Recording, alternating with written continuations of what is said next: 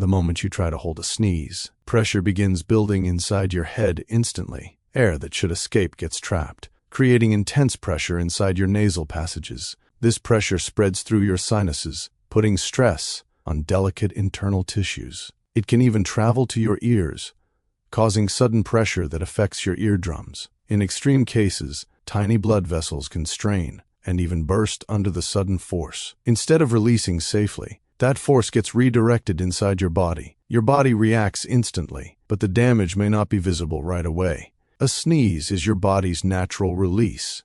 Stopping it could be more dangerous than you think.